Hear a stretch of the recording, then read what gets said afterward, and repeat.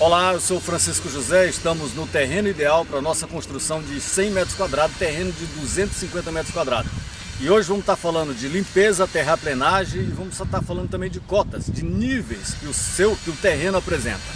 Então vamos lá, só lembrando que nós improvisamos aqui de uma forma assim, muito tradicional.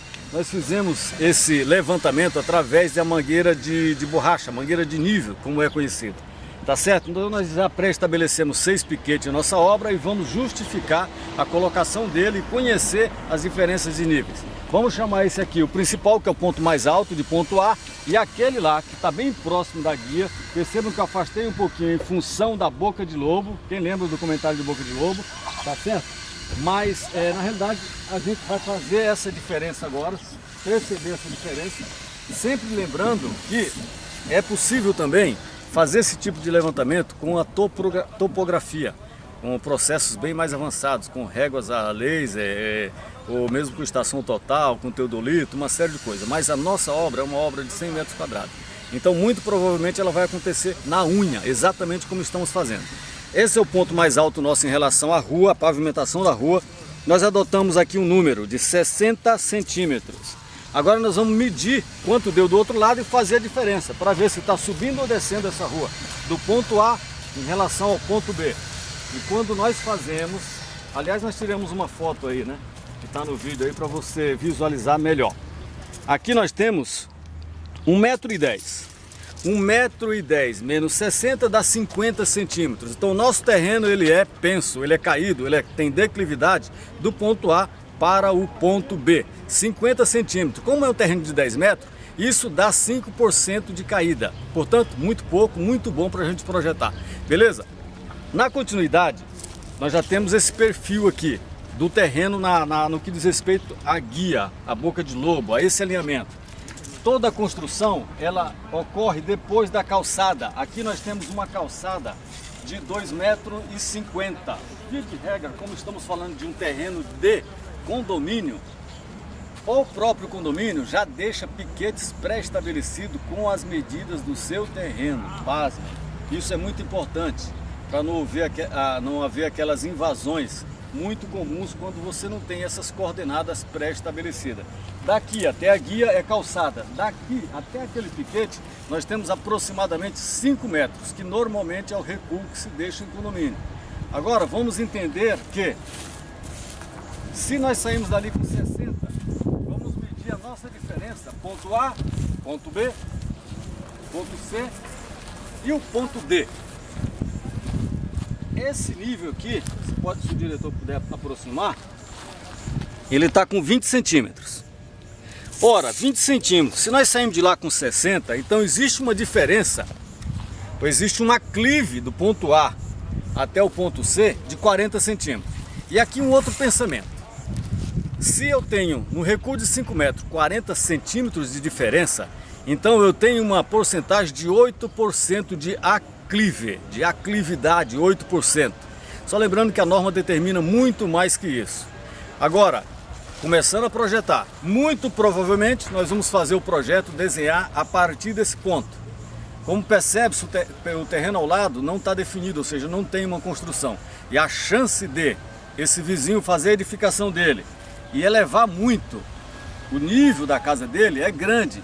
Então, como nós vamos edificar primeiro, o mínimo que nós podemos fazer é adotar o que nós já temos aqui, porque são 40 centímetros de rampa no período de recuo.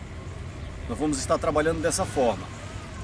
Agora, só para entender, vamos falar do terreno em si. Então, esse é o terreno em que há pouco tempo eu falei daquela análise visual. Então, uma vez trabalhando os níveis, só lembrando aqui nós temos 20 centímetros. Vamos descobrir, nós estamos percebendo que o terreno está com essa declividade lá para o ponto F, F de Francisco. Pense, ficou legal. Vamos lá, diretor, vamos ao ponto F.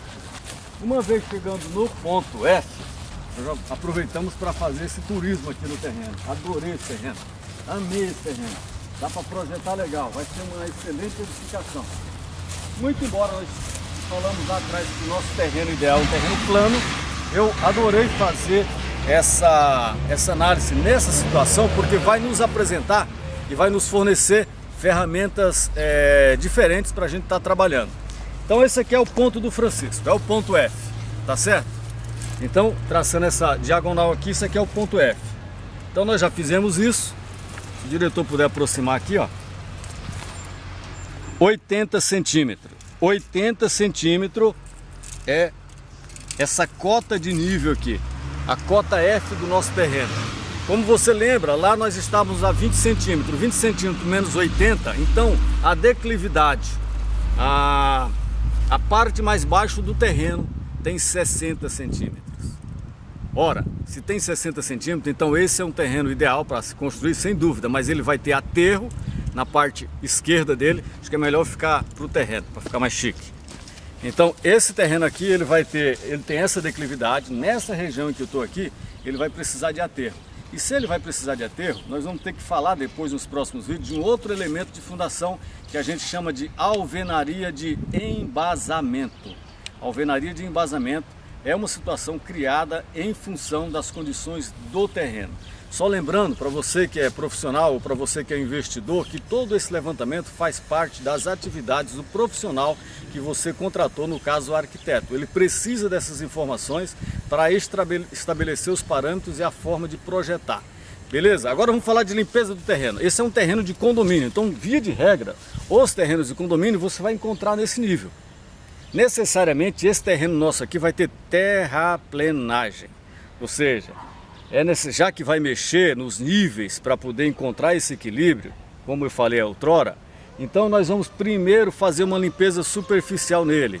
O processo de terraplenagem vai arrancar essa grama e arrancar as raízes, arrancar uma parte de mais ou menos 15 centímetros, para daí a gente pensar em tombar, em fazer aterro e fazer todo o processo. Então, só lembrando que nós vamos precisar do auxílio mecânico, de máquina, nós vamos precisar do auxílio de máquina. Ah, que legal! Eu vou pensar será que o seu pedreiro não pode fazer isso na mão? Obrigatoriamente aqui nós vamos ter que ter o auxílio de um equipamento de uma máquina chamado retroescavadeiro. Quem sabe até uma bobcat dê conta disso aqui para você. Só lembrando que o terreno com essa dimensão, muito provavelmente aqui na região, a hora máquina está sendo cobrado de 100 a 120 reais. Muito provavelmente esse processo, e agora a gente já começa a falar de custo também, esse processo para limpeza e para rebater, para fazer esse aterro, para fazer essa terraplenagem ou terraplanagem, como você queira, vai ficar em torno de R$ 1.000, R$ 1.200. Valeu! Só lembrando, nós falamos do terreno ideal, já definimos nossa construção, já falamos do profissional a ser contratado, já fizemos esse pré-levantamento in loco. Isso é fundamental para início de projeto. Por quê? Porque projeto é o nosso próximo vídeo. Nós vamos estabelecer o que nós vamos construir dentro dos 100 metros quadrados, o que nós vamos considerar. Beleza? É o nosso próximo vídeo, você não pode perder. Se você gostou, dê um like, se inscreva na nossa página, deixe os seus comentários e curta a nossa fanpage. Um abraço e até mais.